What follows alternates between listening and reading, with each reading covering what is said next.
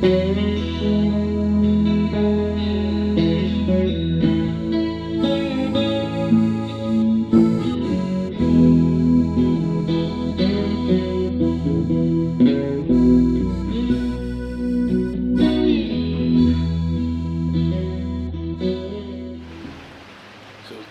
I'd like to discuss the home plant nursery. I think that most truly successful gardeners eventually reach a point where they find they need to have their own nursery. I think just about anybody who pots plants and maybe grows some seeds occasionally is going to need at least a potting bench like the one I have here behind me. There are a lot of commercially available products sold as potting benches. The potting bench I have here is a simple lean-to affair. We've got a little bit of a roof over the top here, kind of like a paperboy stand.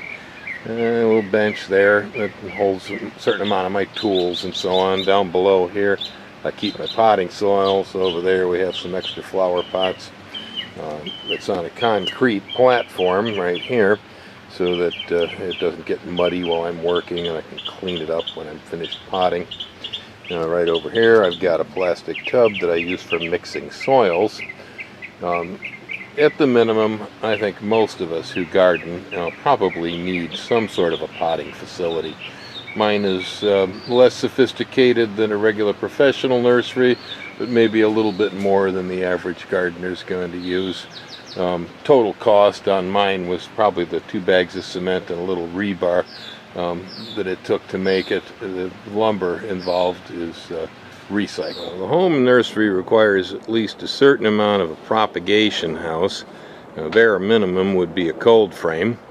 A little more sophisticated, a greenhouse. Greenhouse can be made out of all sorts of different materials. Mine here is a combination of plastics and glass. I've got plastic for sidewalls, and I got plastic for a roof. This is UV stable poly. It's good for over 5 years. So don't use the regular hardware store poly if you're going to do this. You get some UV stable poly. My sidewalls here, front and back, are all made out of glass. And the structure is recycled redwood. Having tables and benches in the greenhouse. In the back here you see I've got metal shelves. Over here the tables are made from redwood. On top of the table I have propagation mat. This is a heated propagation mat right here. It has a thermostat in it. It's plugged in. Well, if you're growing seeds, containers, flats, and potting soil will usually work out just fine for that project. But if you're doing cuttings, you might want something a little different. Over here on this side I have a whole group of cuttings going. This is California native mimulus. You see here it's rooting out the bottom of these containers nicely. These are forestry liners. I use them for growing trees. I also use them on some of the shrubby natives. There we go. See how it's come out the bottom so it air prunes so it doesn't go any further. This is island snapdragon bush here from California, from the Catalina Islands. And another way you can do business too is with these here little foam rubber plugs. Here's a Erigeron glaucus, the California beach aster. It's a little plug by iHort called a quick plug. It's made from like sponge rubber and peat moss. These work really nice for propagating cuttings, and they fit into these cool little flats like that. And the little tree liners here, where I've got the mimulus and the galvesia, here I'm using a propagation mix. It's a combination of peat moss, perlite, and vermiculite. And so it's all lined up here on the greenhouse benches, growing away quite nicely with some gallon can tropicals up there and so on. For the floor of the greenhouse I'm using a woven polypropylene weed block. It stays nice and clean, water goes right through it, and so it makes a really good greenhouse floor. I don't get any mud. It's cheap, but there's nothing like it. This stuff is durable. It'll last for 20 years. It's the floor of a greenhouse, and it's easy to clean up. The ins and outs of building a nursery in your yard, the really the more effort you put to it, I think, and the more thought you put to it, the better off your product will come out. In this case here, I'm using concrete blocks stood on end. The soil underneath them has been leveled, and then I've covered the soil with a geotextile weed block to keep weeds and things from coming up under here. It also eliminates some of the mud from my watering.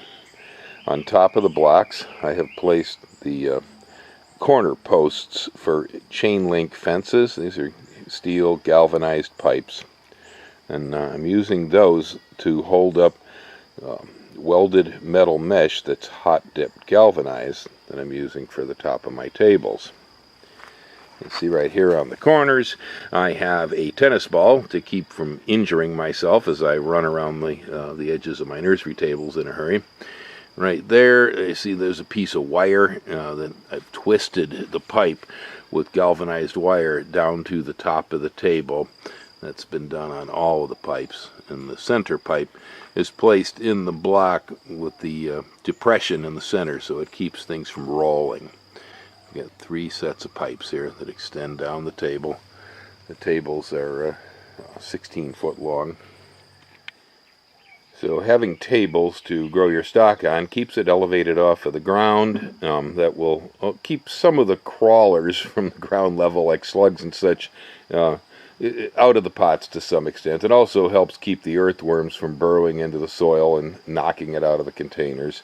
That happens quite a bit. But the main reason why I've elevated the tables in this case is to keep the weeds from coming up between the pots. Because the pots are on top of this metal mesh, any soil that works its way out of the pot hits the weed block under the table, and it doesn't generally grow too many weeds that way, and if it does, they're under the table in the shadow, and so they're stunted. If you lay the plants flat down on top of the weed block, a lot of times you'll get a big sludge of soil underneath the containers after a while, and then you end up with weeds coming up everywhere. I have to keep the weed block cleaned off under here. I use a high pressure hose and sweep away any debris that might get on it so that this remains sanitary. In my Hawaiian nursery, I keep things off the ground, so I've got some beautiful galvanized steel tables on concrete legs. Here in California, I don't have as much trouble with weeds growing under my pots, and so I go ahead and I grid my pots right out here on top of the ground. At the moment, these are underneath an avocado tree. There's a great big old avocado tree here, and they're also gridded around a banana right there. And so the avocado tree and the banana give some wintertime shelter to these pots underneath, so that they don't get as much frost on them. And so I tend to use my plants in the yard as shade cloth. In a regular commercial nursery, you'll find that they've set up lath houses or buildings like greenhouses covered in shade cloth. But here in my landscape, I like to use the natural environment for this. It's more permaculture. The other thing that's nice about it is when I water these plants with the garden hose, the water goes through and it lands into the soil where the banana is growing or where the avocados are growing. Over here I have potted blueberries growing between new raspberry plants, so the overflow goes right into the raspberries. As you can see, this group of coffee is quite presentable. There's a little bit of slug damage in some of the leaves. Other than that, they really look good. This is pretty much commercial grade stuff here. The way it's done, or the way I do it at least, is to use a standard gallon black plastic nursery pot to hold my medium. The medium I'm using is a combination of Pro Mix with micro-IZ and a cocoa peat or shredded coconut hulls. That's mixed together 50-50, and then I place it in the containers. I put the plant into the material. We use a time-release fertilizer into the pot, and then I'm using this disc right here. This is another geotextile. It's a form of weed block. The disc has a slit cut in it right here, and it allows me to put it around the plant. It fits perfectly into 1 gallon pots, and it keeps the weeds from coming up inside the pot. I usually never toss away seeds from exotic fruit that I purchase here in the local markets. And so here we have Chico Sapote, which is just incredible fruit. And we also have some nice Longan right here, or the Dragon Eye.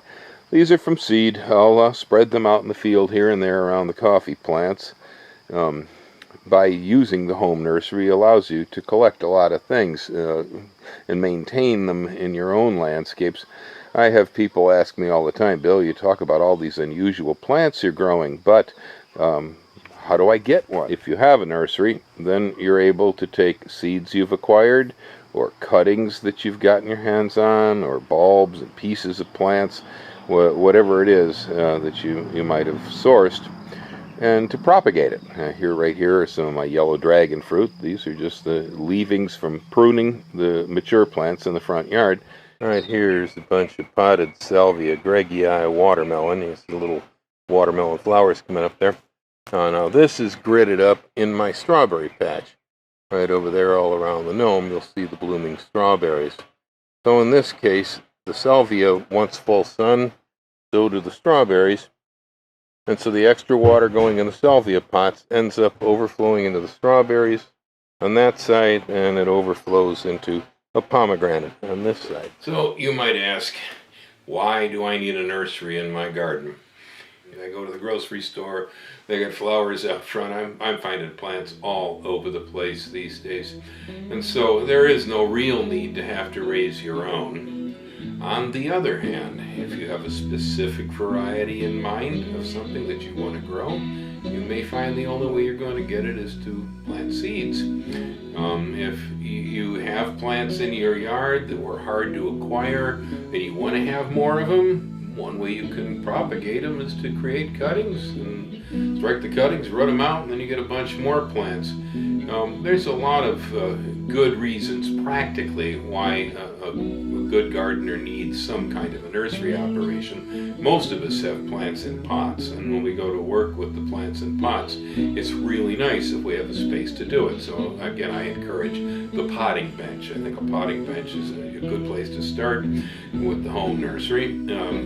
As far as being able to propagate plants from seed or from cuttings, well, I mean, minimum equipment. A person can use some fluorescent grow lights in fluorescent fixtures from the hardware store, and even use your basement. You can use a corner of the garage when you're using grow lights. You can set up a table on some sawhorses. I usually like to put the grow lights on nylon cords with pulleys so I can raise and lower them to adjust the height of the plants. Another inexpensive, simple way for people who aren't going to do a lot of propagating is a cold frame. It's usually just an old window that's over the top of a wooden box. Sometimes we use straw bales or styrofoam insulation on the box to make it a little bit tighter in the winter when it's cold.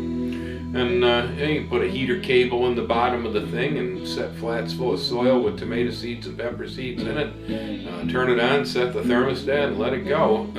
Just make sure that you either have a thermal arm to open and close the window if it gets too hot in there, or that you remember before you go to work in the morning to prop the window up and then close the window again at night. I did that for years, for so many years, and I just open and close the window.